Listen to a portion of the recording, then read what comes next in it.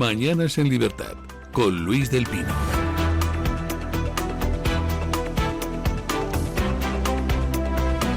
8:02, 7:02 en las Islas Canarias. Vamos con las noticias de las 8 con doña Carmen Carbonell.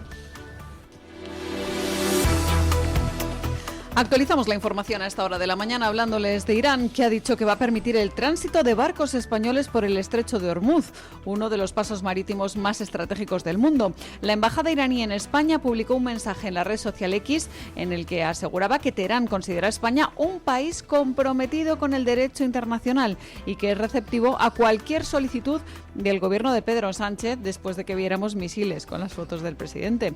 Preguntado por este mensaje, el ministro de Exteriores, José Manuel Álvarez, afirmó que no entiende a qué se refieren exactamente en Irán y recordó que la posición española sobre la guerra es clara y conocida. Por su parte, el Partido Popular se ha querido sumar a la corriente de no a la guerra, publicando un mensaje en su cuenta de Twitter en el que usaba este clásico lema, quizá para justificar su abstención en el Congreso, que ha permitido convalidar el decreto de ayudas para paliar el impacto económico de la guerra de Irán.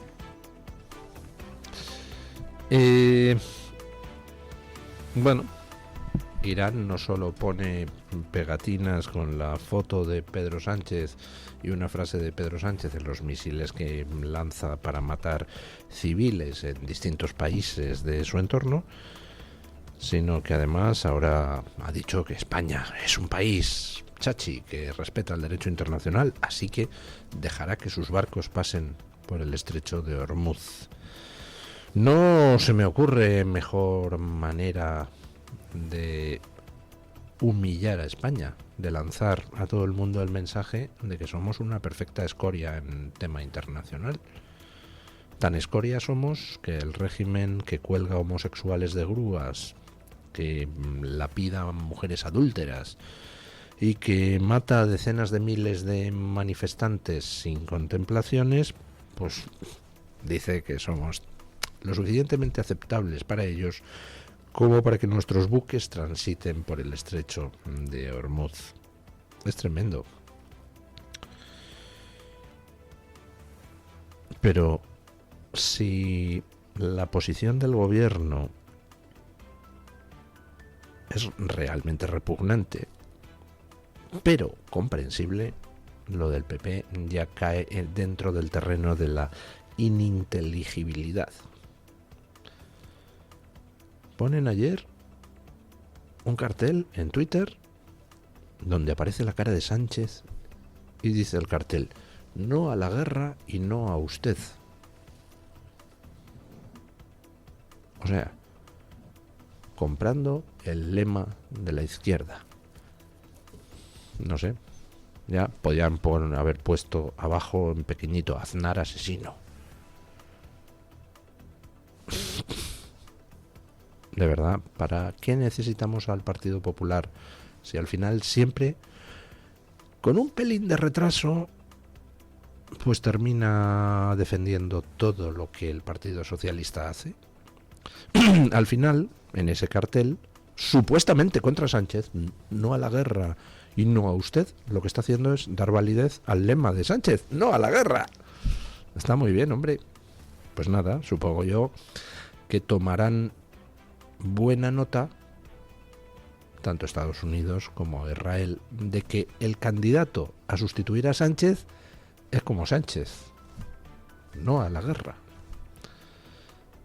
A veces, pues, la gente pregunta, pero si Sánchez es tan antisemita, si Sánchez es tan antiamericano, ¿por qué no hacen algo Estados Unidos o Israel para echarle, no? Bueno, pues es una pregunta razonable. En el mundo, pues, en fin, utilizando información de un tipo o de otro, pues se puede influir en lo que pasa en los países. Por ejemplo, pues en la campaña de Eslovenia, la campaña de las generales de Eslovenia, el Partido Socialdemócrata esloveno, tan antisemita como Sánchez, pues se ha metido un buen guarrazo, y una parte de la responsabilidad de ese guarrazo está en una serie de filtraciones que salieron durante la campaña, filtraciones sobre la corrupción, porque el Partido Socialista Esloveno es como el de Sánchez también en la corrupción, no solo en el antisemitismo. Una serie de filtraciones que salieron durante la campaña y que, pues mira tú por dónde, se ha sabido que una empresa israelí estaba detrás de esas filtraciones. Al antisemita esloveno, pues le han agradecido los israelíes sus gestos de amistad. ¿Por qué no con Sánchez? Pues porque hay un problema. Vale, sí, quitamos a Sánchez. ¿Y qué? Si quien se va a poner es como Sánchez. Si quien se va a poner es un señor que antes de que Sánchez reconociera al Estado palestino, ya publicó un tuit de una reunión suya diciendo: hoy me he reunido con el embajador de Palestina. Eso puso Feijóo en las redes. Busquen ustedes en mi timeline porque yo lo comenté estupefacto. Antes de que Sánchez reconociera al Estado palestino, Feijóo ya estaba hablando de embajador palestino. Y ahora, pues quitamos a Sánchez, que está en posición no a la guerra, y ponemos a Feijóo, que está en posición no a la guerra. Pues que avanzan Estados Unidos o Israel con sustituir a Sánchez por Feijóo. Evidentemente nada. Así que, ¿para qué van a gastar cartuchos en quitar a Sánchez si el supuesto recambio de Sánchez es como Sánchez? De verdad, no hay nadie en el Partido Popular que tenga un pelín de inteligencia política, geoestratégica, no sé. En fin, bueno. Elecciones en Andalucía. Ya sabemos quién va a encabezar la lista del PP, por supuesto Juanma Moreno. Ya sabemos quién va a encabezar la lista del PSOE, Marisú Montero. Y faltaba por saber, o mejor dicho, faltaba por confirmar quién va a encabezar la lista de Vox. Digo que faltaba por confirmar, porque todo el mundo dábamos por sentado que el portavoz de Vox en el Parlamento andaluz, Manuel Gavira, sería el candidato elegido. ¿Cómo así ha sido? Vox ha elegido a Manuel Gavira como candidato a la presidencia de la Junta de Andalucía para las elecciones del 15 de mayo. Manuel Gavira, gaditano y licenciado en Derecho, es actualmente portavoz del Grupo Parlamentario y diputado autonómico desde el año 2018. Entrevistado por Diario de Sevilla, Manuel Gavira confesaba que el respaldo a Vox en la calle es un gran impulso para las elecciones en Andalucía. Las encuestas nos preocupan nada, ni para lo bueno ni para lo malo. ¿Qué nos dice la principal encuesta, que es la calle? Pues la gente en la calle lo que nos dice es que sigamos denunciando los problemas que han creado los del PP y los del PSOE, la vivienda, la inmigración, los servicios públicos saturados. Eso es lo que nos dice la gente. Y por supuesto que les vayamos dando respuesta a esos problemas que han creado otros. Pero eso lo vemos en la calle. El tema de las encuestas, pues nosotros le damos importancia cero, porque es la calle la que nos está poniendo en nuestro lugar. Vox aspira a mejorar resultados en Andalucía teniendo en cuenta la tendencia de crecimiento que tiene el partido y que ha demostrado en anteriores comicios autonómicos.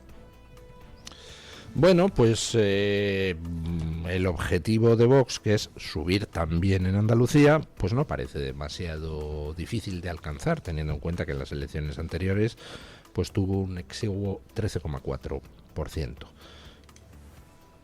Ahora, pues posiblemente se vaya a situar en lo mismo aproximadamente que se ha situado en Extremadura, en Aragón, en Castilla y León, es decir, en torno al 16, 17, 18%.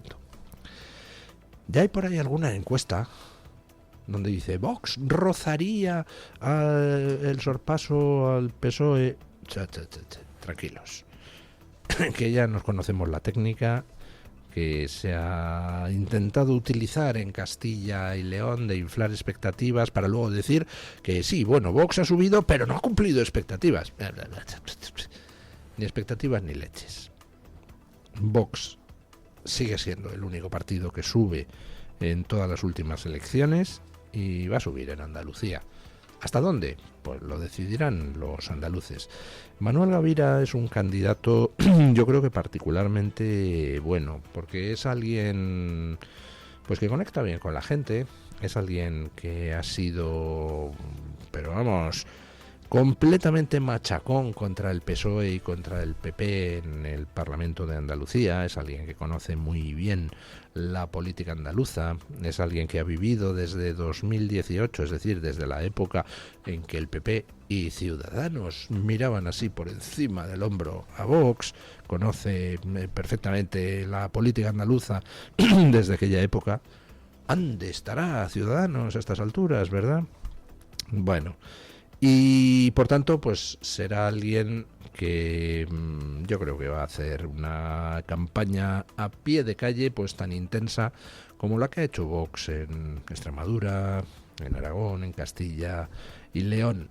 Vox tiene, como ya he comentado en otro bloque informativo, la enemiga del 95% de los medios de comunicación. Bueno, pues sí que al final Vox, con la labor de calle y con los actos a pie de calle, pues va y pasea a todos esos medios y llega a la gente igual. Vamos a ver qué es lo que pasa en las elecciones andaluzas, con básicamente una incógnita.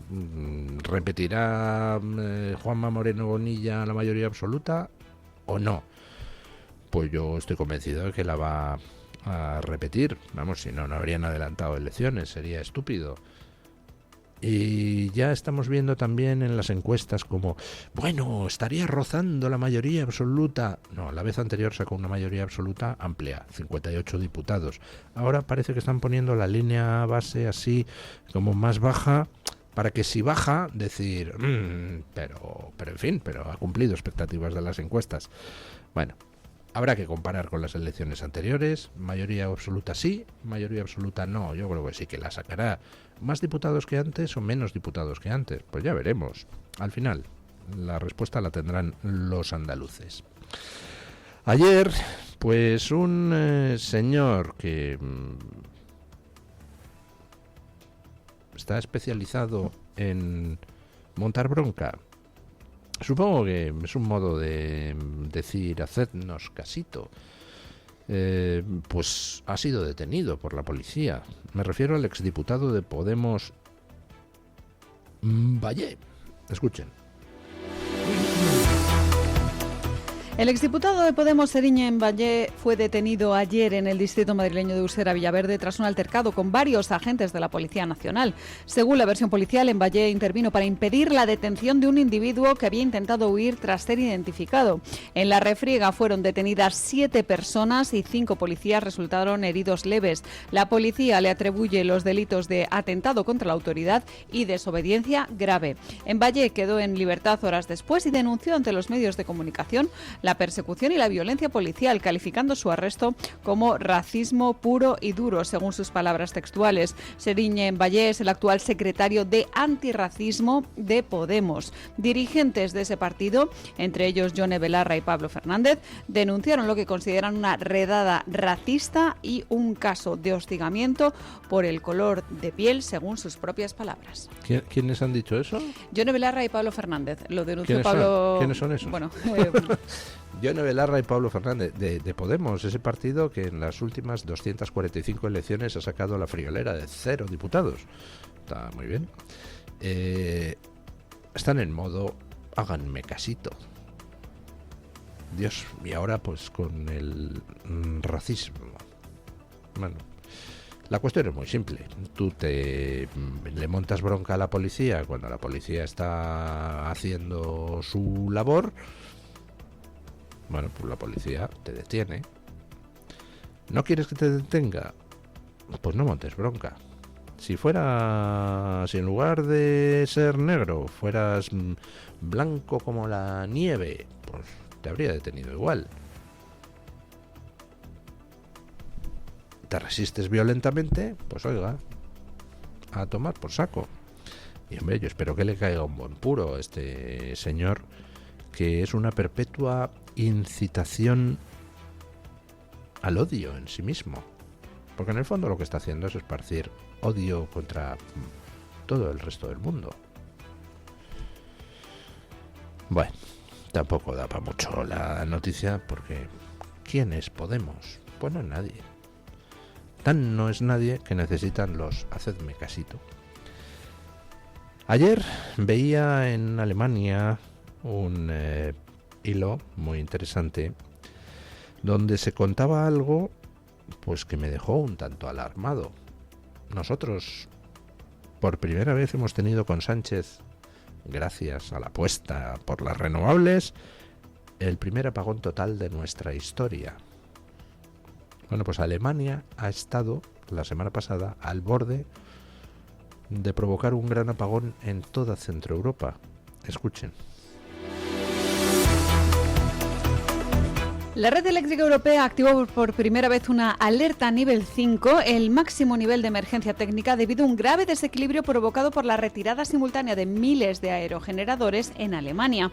A las 10 de la noche, los parques eólicos alemanes deben desconectarse por una normativa acústica, lo que generó una caída brusca de la producción de energía renovable y fuertes oscilaciones de frecuencia en el sistema eléctrico de Europa, según han advertido los analistas energéticos. La situación se resolvió sin llegar al apagón, pero los expertos inciden en que este episodio refleja la creciente fragilidad estructural del sistema eléctrico europeo. La combinación de una menor generación estable, especialmente de energía nuclear, la dependencia del gas importado y la integración masiva de energías renovables intermitentes es lo que está elevando el riesgo de desajustes repentinos en la red. Por tanto, Europa afronta no solamente un problema técnico, sino un deterioro estratégico de la autonomía. Y es que la Unión Europea depende en gran medida de factores externos como son el gas ruso, el petróleo de Oriente Medio o las condiciones del viento para garantizar el suministro, lo que consideran un síntoma de pérdida de soberanía energética. Bueno, yo leí ayer ese hilo y alucinaba. O sea, que Alemania ha estado al borde del gran apagón, primera vez que se emite una alerta interna en la red en Centroeuropa de nivel 5, ha estado al borde del gran apagón y de nuevo por culpa de las renovables, en este caso de la eólica. Bueno, alarmante. Pero ya la explicación de por qué se produce ese fenómeno ya me parece surrealista. Resulta que, ya saben ustedes que el gran problema de las renovables, bueno, uno de los dos grandes problemas de las renovables es la intermitencia. Si no hay sol, la placa solar no te da nada. Si no hay viento, el molinillo de viento no te da nada, por definición. El otro problema es la falta de control. Se pueden meter mecanismos para que no haya oscilaciones de la red cuando aparece y desaparece el sol o el viento, pero son caros. Pero es que en este caso concreto resulta que la eólica ya no es que no te dé corriente cuando no hay viento, es que llegan no sé qué hora de la noche y por normativa acústica, para no molestar a los vecinos que duermen, se apagan los aerogeneradores, aunque haya viento en ese momento. Y si en ese momento están dando mucha energía, ¡pum!, se produce una caída en la energía suministrada a la red y hay que manualmente, que es lo que me alucina, compensar eso metiendo otras cosas. Por el amor de Dios. No sé. Yo soy un cuñado de estos de barra de bar, pero así con mi mentalidad de cuñado digo, si resulta que esto es algo que se te produce muchas veces cuando llega esa hora donde se apaga por normativa acústica, pues señor, no puedes coger y desde 2 horas antes ir desconectando de manera programada los aerogeneradores cada 5 minutos, X aerogeneradores, y mientras tanto en esas 2 horas ir subiendo la energía de gas o de lo que carbón o lo que utilices para estabilizar el sistema. No lo sé. Yo alucino, no entiendo nada. Pero el caso es que de nuevo nos encontramos con lo mismo, una red inestable debido a las energías renovables. ¿Irán a la cárcel todos estos canallas que tanto dinero han hecho con las energías renovables, que al final han logrado que la energía sea mucho más cara y encima mucho menos segura? Yo espero que sí. Todas las noches enciendo una velita, por favor, que los podamos encarcelar. Bueno, y por último, pues una mención a algo. No soporto hablar de las tragedias irreversibles, de lo que no se puede hacer nada. Ayer murió Pues una chica de 25 años, Noelia, murió ejecutada por el Estado. Murió con una inyección letal, la víctima de una violación. No sé, puestos a elegir, prefiero que se le hubiera aplicado la inyección letal al violador o los violadores, ¿no? Y eso que no soy partidario de la pena de muerte, pero puestos a elegir me quedo con la víctima viva. Bueno. Terminamos el repaso a las noticias hablándoles del fallecimiento de Noelia Castillo, la joven de 25 años que había solicitado la eutanasia. La joven sufría una paraplegia parcial tras el intento de suicidio que la dejó con dolor crónico y con importantes secuelas. Noelia Castillo solicitó la asistencia para morir hace casi 2 años y finalmente falleció ayer en el Hospital Sant Camil de Barcelona. La Fundación Abogados Cristianos, en representación del padre de la joven, ha luchado en los tribunales hasta el final para intentar parar esa eutanasia. El caso de Noelia ha reabierto el debate en España sobre los supuestos que se están contemplando precisamente ahí, en la eutanasia. Esto no es una eutanasia, esto es un suicidio asistido.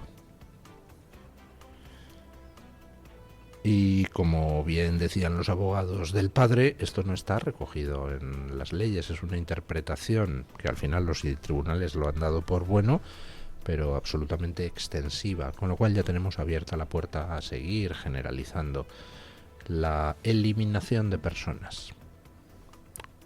No sé, supongo que cuando alguien se sienta muy deprimido, pues el Estado se apresurará a aplicarle el suicidio asistido antes de que se arrepienta, ¿no?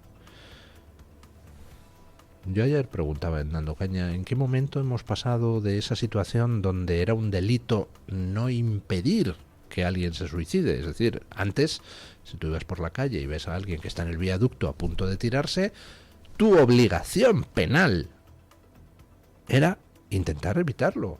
Intentarlo al menos, si no puedes, pues nada, pero ves a una persona que está a punto de tirarse por el viaducto y, oye, como ser humano que eres, tratas de disuadirle. Más que nada porque esa persona a lo mejor a los 3 días está llena de vida y diciendo, por Dios, ¿cómo se me pudo ocurrir intentar siquiera tirarme? Porque existen cosas que se llaman depresiones, existen cosas que se llaman cambios de humor, existen cosas que se llaman reveses de fortuna y que momentáneamente alguien no sabe cómo va a salir adelante y puede pensar en ideas suicidas. Tu obligación como ser humano antes era, ves a alguien que se va a quitar la vida, pues intentar evitarlo. Todas esas escenas de las películas de Hollywood, de gente muy heroica subiendo por la fachada para disuadir a un tío que se va a tirar, ahora ya no. O sea, ahora resulta que si alguien se quiere quitar la vida, pues allá él. No importa. De hecho, en Francia se han aprobado multas para aquellos que intenten disuadir a la persona de quitarse la vida. Con lo cual, pues ya nos hemos quedado sin esas escenas de Hollywood, ¿no? Ya, si hay un tío ahí en la fachada, pues los demás con los brazos cruzados y esperar a que se tire. No, no es lo que quiere el tío. Pues, ala, que se tire. Bueno, ayer he sentido vergüenza ajena por el periodismo español muchísimas veces, pero como ayer, creo que ninguna. Un titular en el diario.es diciendo victoria de Noelia, diciendo después de que ya le habían aplicado la inyección letal, victoria de Noelia frente a los abogados cristianos. Victoria de Noelia, porque ha muerto con 25 años.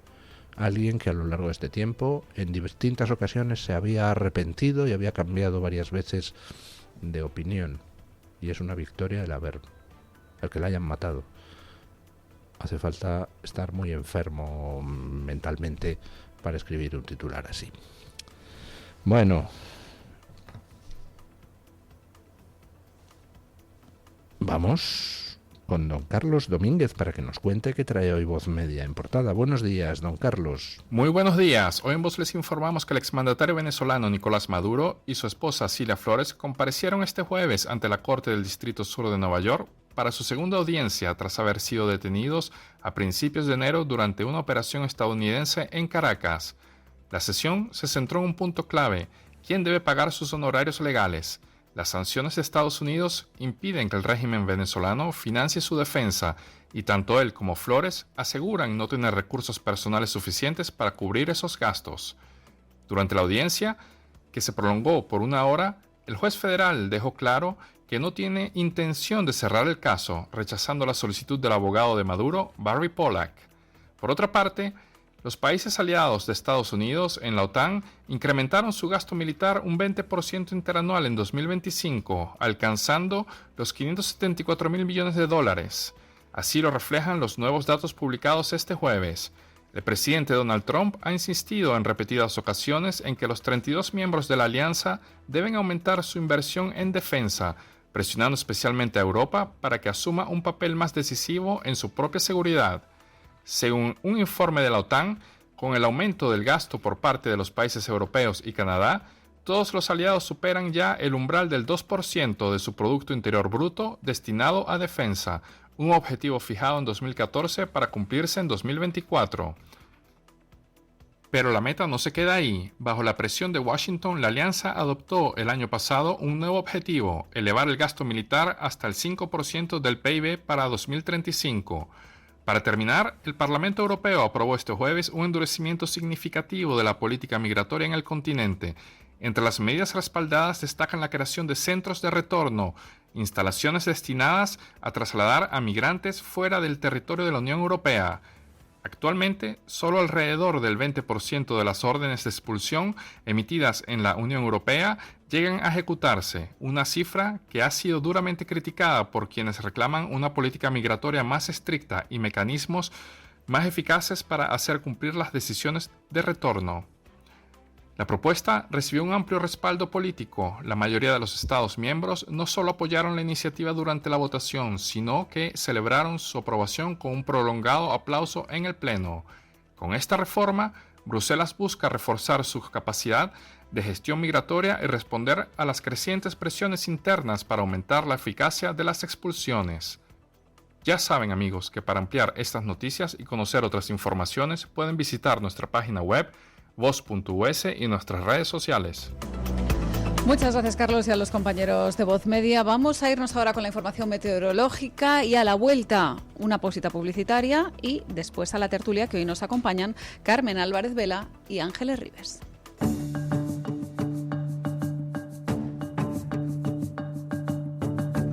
El tiempo en Radio Libertad. Continúan los avisos por rachas muy fuertes de viento en el norte del Ampurdán, en el Pirineo, el Valle del Ebro y norte de Baleares. También se esperan intervalos fuertes en el Estrecho y Alborán. Será un día generalmente estable con cielos poco nubosos en buena parte del país. Habrá cielos cubiertos en el Estrecho, Alborán, área cantábrica, Alto Ebro, norte de la Ibérica y Baleares. También habrá abundante nubosidad al principio en el sureste, en el litoral de Cataluña, la Ibérica Sur y la Meseta Norte, tendiendo a despejar conforme avance la jornada. Se esperan lluvias débiles en el Cantábrico Oriental que podrían alcanzar zonas próximas, así como en el Estrecho, Alborán y Baleares. En Canarias tendremos intervalos nubosos y alguna precipitación débil, con cielos más abiertos al sur de las islas montañosas. Habrá bancos de niebla matinales dispersos en montañas del norte y del sur peninsular. Las temperaturas suben en la mitad norte, bajan en Andalucía y cambian poco en el resto. Tu voz, tu libertad, tu radio. Radio Libertad.